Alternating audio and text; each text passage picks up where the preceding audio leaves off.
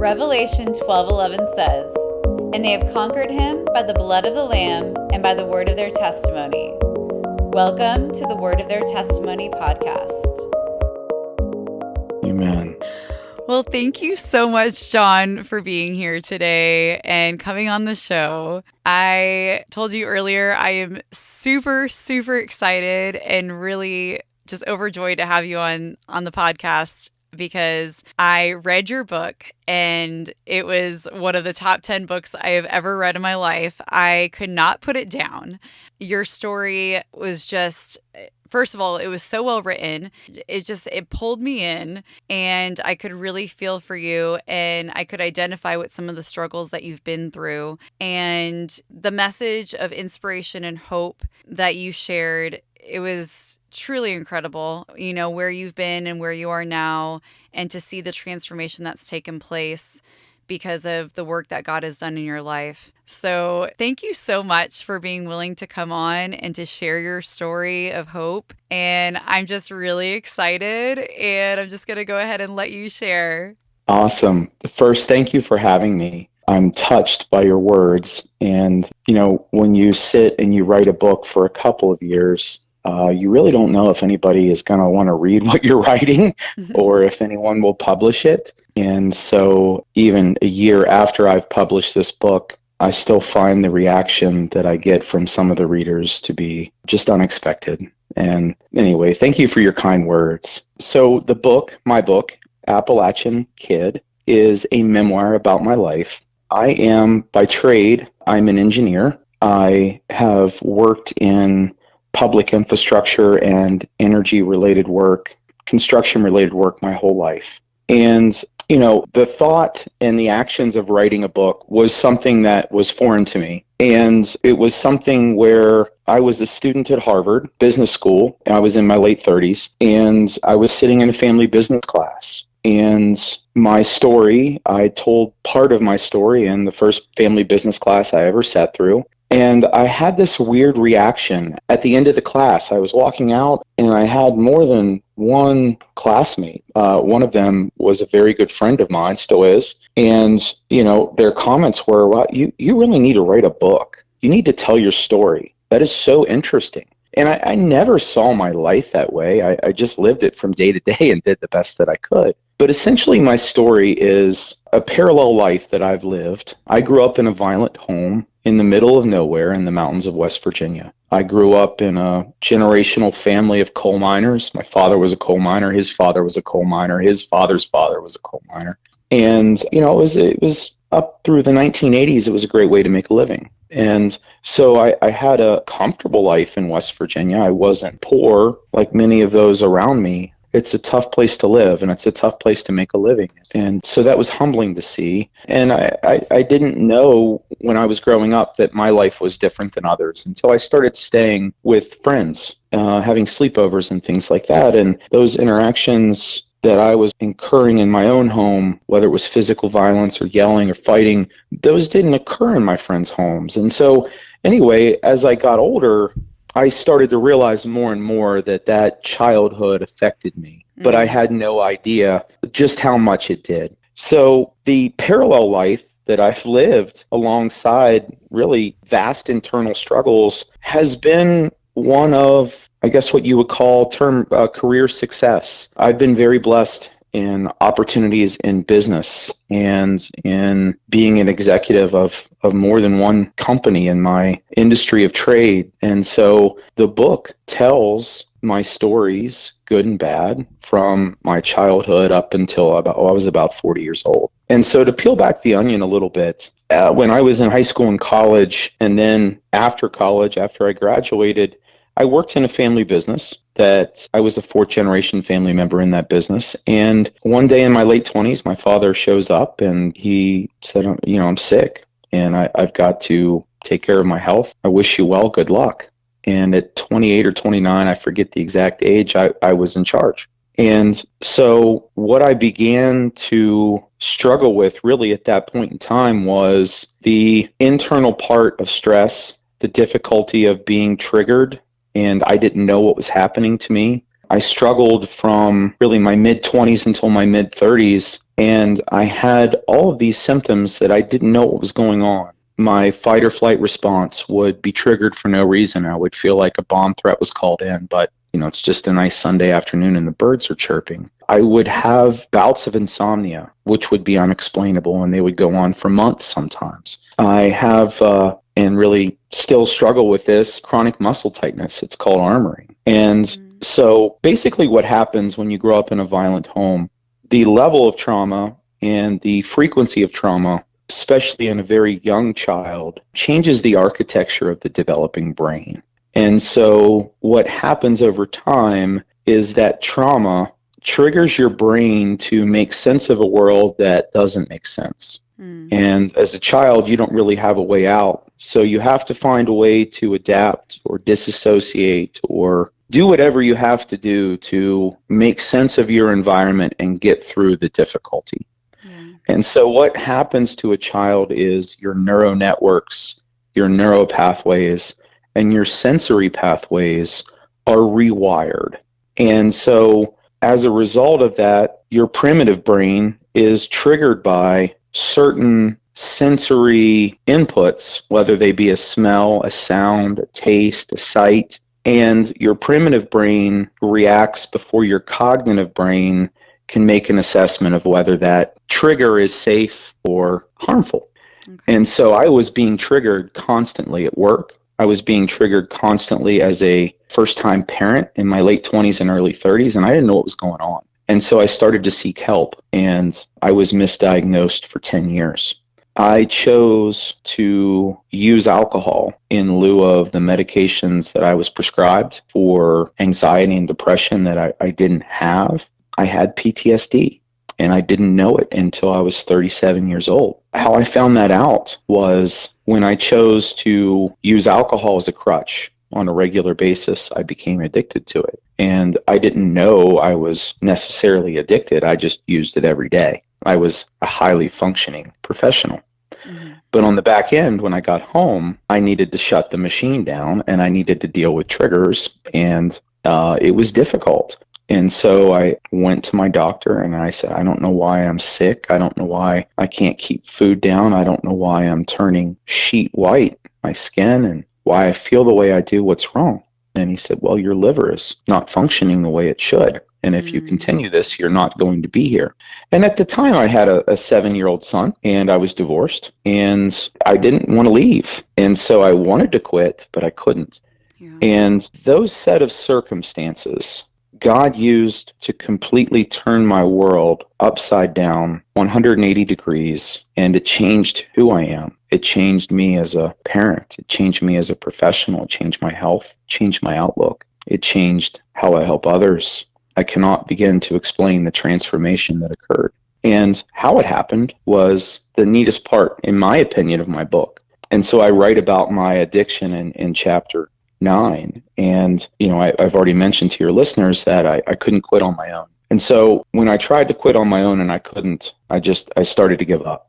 And I went to a bar one night with a friend, and it was on a Saturday night. It was one of the places that I'd hung out for decades. And it was around midnight. My friend could tell that I wasn't my normal self, and he asked what was wrong. And I shared some of what I've shared with you. And he looked at me and he invited me to church. Wow. And that invitation, I didn't say yes at first. I was kind of shocked. It's not something you hear in a bar on a Saturday night. And I just looked at him and I said, you go to church?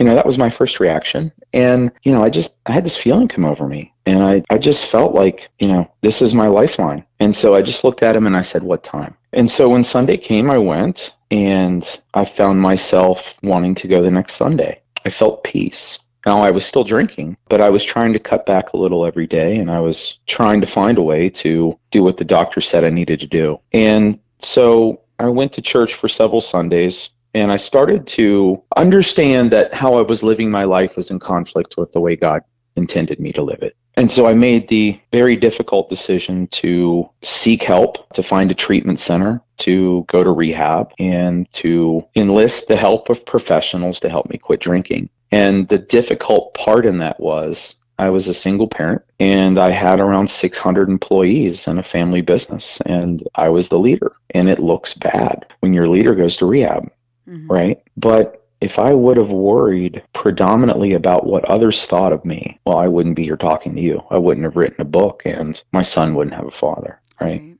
Yeah. So I went away. My first day, I basically I prayed and I asked for God to take the urges of drinking away. And I said, I'm done with this, God. I'm done. And will you help me? And at that point, I grew up Catholic, but I hadn't practiced Christianity for probably a solid 15 or 20 years. Wasn't a bad person, but I wasn't going to church. And if I prayed, I was only praying for something I needed, right? It was like a Hail Mary prayer, Yeah. God, I'm in trouble. I need this. I need that. But I didn't care what God wanted from me. And I just thought that there were people who were intended to live that life, and there were those who weren't. And I felt because of my past that I wasn't. And I was wrong, dead wrong. Anyway, just kind of wrap up my story. On April 1st, 2014, my first day in rehab, that was the last day I've ever drank. I've never had a drop of alcohol since then. And moreover, I've never had the urge to drink. God took those urges away. And through the process of rehab, I got to know God. Wow. I couldn't read the Bible at first when I was in rehab because I was on a tranquilizer to take, it serves as a replicate to take your body's cravings for alcohol away and replace it with something that's medically safe, right? And so couldn't quite read the Bible on the tranquilizer, but I could watch sermons on the computer. And I got into this habit of just watching them every night. And I just learned so much that it changed my life. And it gave me hope. And I learned the meaning of hope through that process. And it's just neat to be able to look back 10 years ago and say, I've written a book about that, about my struggles. I've been able to not only help myself and be the leader and the father, and I've been remarried, or I am remarried, so be the husband that, my family needs me to be, my spouse, my now 2 sons, and the people that I work with every day. It's just been a blessing to be able to put my story into words, and really it's not my story, it's God's. I did the screw up parts, and he did the miracles. It's neat to be able to share that because I don't have to say anything other than what God did for me. And you get to decide that, right? You be the judge.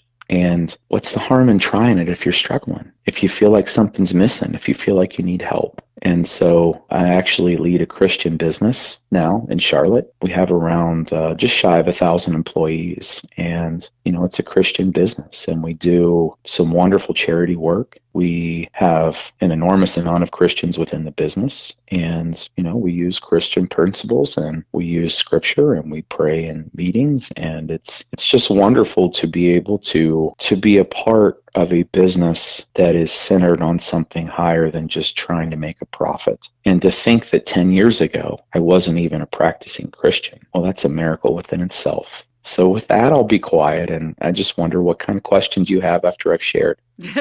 Oh my goodness. Yeah, that is just so inspiring to hear your story. And I have lots of questions.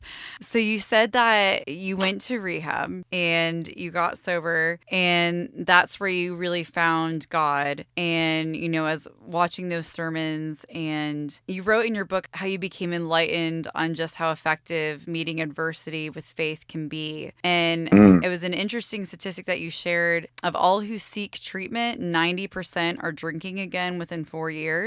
And Yes. 80 to 90% of people with alcohol use disorder never even seek treatment. And that just really hit me because I have also quit drinking. I had an issue with alcohol. The first time I tried to quit, I don't really think I was really connected to any faith. I think I said I was, but it wasn't authentic. And the second time I quit, I initially quit through going to AA, and they said you had to have some kind of like a higher power. And so at first that was like the universe for me. And then I ended up having what they talk about like a spiritual experience. And so I was raised Catholic. I'm not a nominational Christian now, but God had used something from my Catholic upbringing, a song that I had heard in church. He brought it into my mind. It was called Be Not Afraid. And Mm, instantly in that moment, I remember I was driving and I was overwhelmed with his love and his presence. And I looked at the song and I played it in my car and I just started crying because I knew that was him reaching out to me. And that was like the gateway for me into a relationship with Jesus. I didn't want to welcome Jesus into my heart yet because I associated Jesus with a lot of like religious things. And it wasn't until like the following year and COVID happened and God told me I had to get to know Jesus and that all came together. But I feel like faith is instrumental in the recovery process. And I know you talked about that in your book. yes. And for me, AA helped me in the beginning. But then once I really welcomed Jesus into my life, it was kind of like I didn't really need that anymore. It wasn't really serving me. And then I entered into this adventure with Jesus. And that's how I sustained my sobriety for the past, the first year, obviously, I was in AA. And then it's been over 4 years after that. So it's a little over 5 years that I've been sober. And it's incredible what God can do. And so I just wanted to ask you, sorry, going on that long tangent. No, no, um, it's wonderful. And I, congratulations. oh, thank That is you. wonderful. Thank you. Wonderful. Only by the grace of God. That's But amen to that.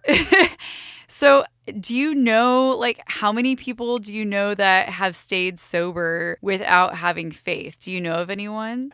I can't say that I know many people who have stayed sober without faith, right? Yeah, yeah. And I know several people who have struggled staying sober that do have faith. Mm-hmm.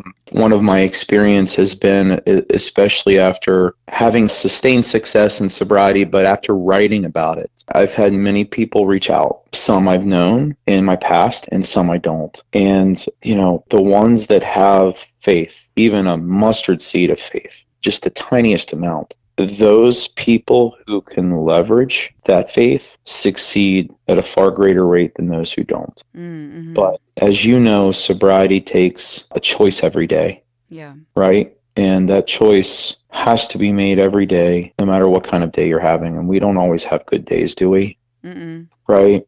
And so it's been tough because I've seen more people fail and some lose their life, far more so than those who have succeeded. But those few that have succeeded, boy, what good stories they are. I can't even tell you how many good experiences that I have had and just people reaching out in the middle of nowhere that God used my book to help someone. And their story was eerily similar to yours and mine. Mm-hmm. It's so neat. I grew up Catholic, right? Mm-hmm. You were talking about a song, Come Follow Me, right? And the lyrics, as I remember them, go, I walk before you always. Come follow me and I'll give you rest, right? Well, I remember it from church, and it's like God has used those experiences for me to resurrect what I learned in childhood. Mm-hmm. Yeah, and my childhood was warped growing up Catholic, really, because I didn't understand why this parallel life was going on that really was pretty ungodly. Mm-hmm. Again, not pointing fingers, but going back to, I guess, my point, I had a cattle rancher from the middle of nowhere in Texas reach out to me and say, I've read your book twice and thank you so much. And I got to talking to him and he was struggling with alcohol at that moment. And I got to know him by email and eventually we talked on the phone. I just started to get to know him and he asked for help. How do I get to where you are? Mm-hmm. And he did it. He went to the same place I went to and he got clean. And, I've messaged him at Thanksgiving and Christmas, and it's just so cool that he's been able to do that and keep his family together and be there for his kids, and be the dad that God wants him to be. It's just so cool how God uses your story for good. And I never would have dreamed that. Even when I was early in Christianity, I used to read certain verses, like one of them was Romans 8:28, that all things work for good for those who love the Lord, who are called according to their purpose, right? Amen. And I didn't understand. I just didn't, like, how are you going to use this story for good? Well, you did. You showed me God, and thank you. Wow. I understand why I had to go through what I did. Mm-hmm. And I'm cool with it now because I've seen what he can do with it and with me. It's so humbling. We overcome by the blood of the Lamb and by the word of our testimony. So God uses our stories and our struggles to help guide others out of darkness. Like we say, hey, we've been here. This is where we can get to with God. Let me show you the way. Let me guide you out of the darkness. Yes. It's just incredible that he's using your life to help others. And you said too that a huge part of you staying sober was forgiveness and going through a process of forgiveness. And I think that's huge. And I think that's something that we really need to focus on and come back to, because I feel like so often we hold on to those grudges and it can really hinder our healing and moving forward. And you said something that I'm going to share. I'm going to quote a part of the book that really moved me. And it said, "Forgiveness has nothing to do with the offender and everything to do with us. The act of forgiveness doesn't mean you accept the wrong that was done. By harnessing forgiveness and not holding grudges, it allows us to move forward." And that really touched me a lot. And I just was curious as to, what the forgiveness process looked like for you, because I know you went through some really intense abuse as a child. And it's one thing to say, yeah, we should forgive these people, but it's another thing to walk it out. And how were you able to do that? Hardest thing I've ever done. It was harder than drinking. I got sober before I learned to forgive. Mm-hmm. God put someone in my path who helped me finally understand and put the pieces together. And it wasn't a pastor. It wasn't someone who was older than me. It wasn't a peer. It was a 22-year-old African-American young man from Pittsburgh, Pennsylvania. His father was a pastor. His father had passed from cancer a few years before that. And he had been through a lot of personal difficulty and adversity. And I met him because he went to the same high school as I did.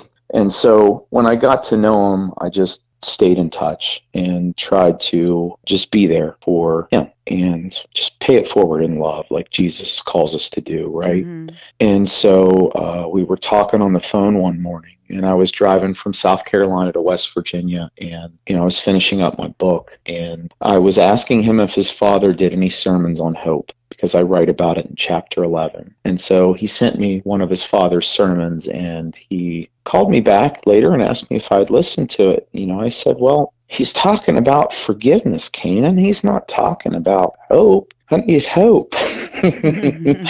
Well, God thinks I need forgiveness. And anyway, Canaan and I got to talking about forgiveness. And he just shared with me what his father taught him. And those words that I have in my postscript about forgiveness, many of them are from him. Mm-hmm. It came through him. So I can't take credit for all that. But I wanted to forgive when I got sober because I knew that hate eating me alive internally was not the answer of me staying sober. Mm-hmm. It was not the answer for me being healthy, and it did not lend me to being the person I wanted to be outwardly to others. And so I struggled with finding ways to understand forgiveness, and I read book after book, and I prayed prayer after prayer and just couldn't get there. And so what Canaan helped me understand more than anything is that it's a choice, and it's a choice every day. And by forgiving the other person, it doesn't mean you accept it, but it means that you're not going to beat yourself up over something that happened to you that you didn't have control over and you didn't cause. It's a conscious realization that you're not that person. So don't you dare beat yourself up over something you didn't do. Right. And so that really has helped me have peace. And I will say, just having the right practices as a Christian has also helped me stay peaceful and make the decision every day that I'm going to forgive. And I'm not going to take up a different stance on what happened to me 35 or 40 years ago, right? Mm-hmm. And so reading the Gospels in the morning or listening to a sermon before I go to work, those things help me start my day with peace and with the right light in mind and understanding that there's a higher purpose to this world than just us Mm-hmm. and our nuclear world, right? Mm-hmm.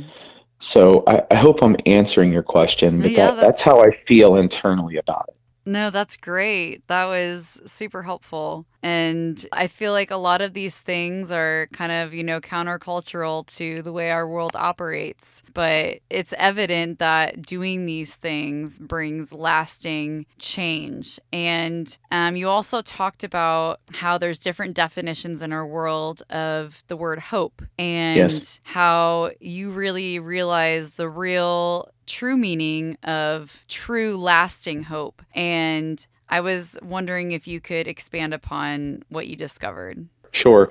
So most of my life, I've seen hope like the world, for the most part, sees it, and that is wishful thinking. If you would look up the definition of hope in Webster's dictionary, what you'll see is it's wishful thinking.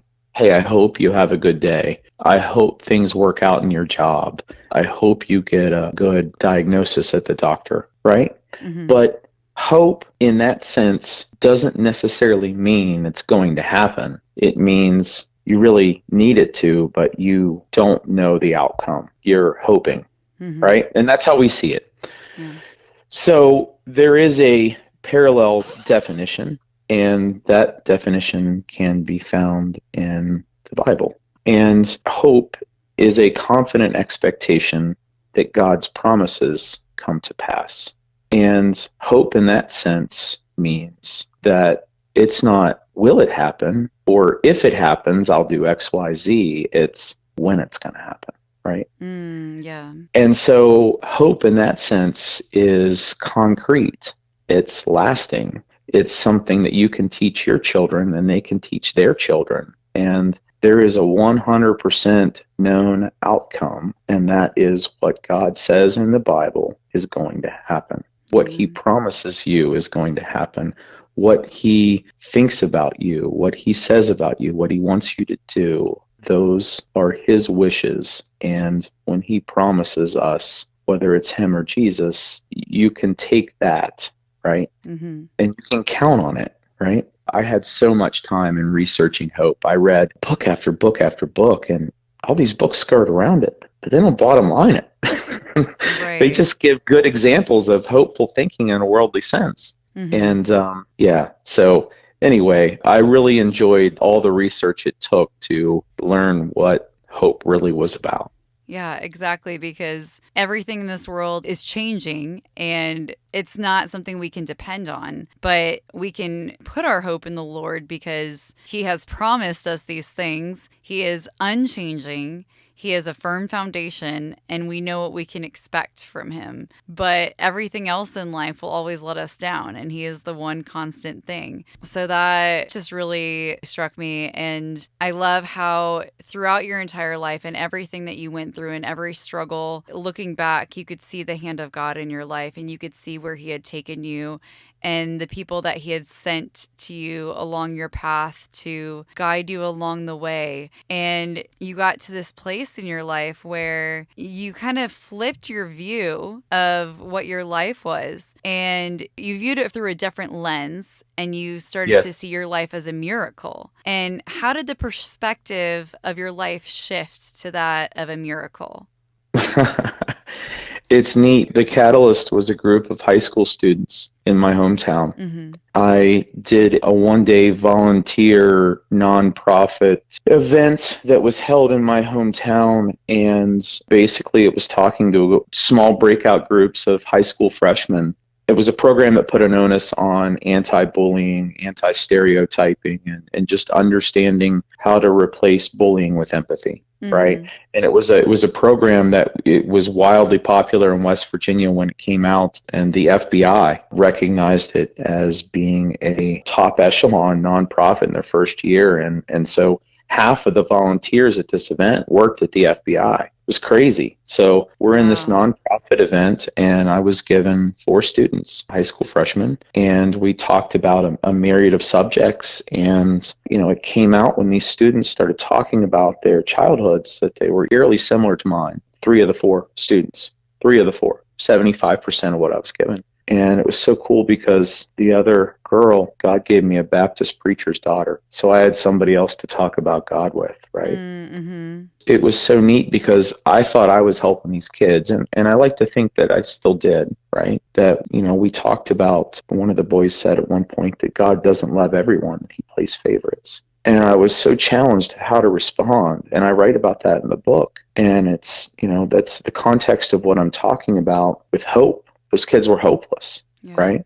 And so how do you share with these kids in a public school setting about God? And not in a, this is what you need to do kind of way. It's, hey, this is what worked for me kind of way. Yeah. So I didn't worry about it. I just let it fly and shared with these kids my life. And what I got out of it was when I was driving home, I saw it for the first time in my life, that my life truly was a miracle. To come out of this little area in West Virginia and have the background that I did, and to be told by some of my elementary school teachers that, from them to my parents, that I would never go to college.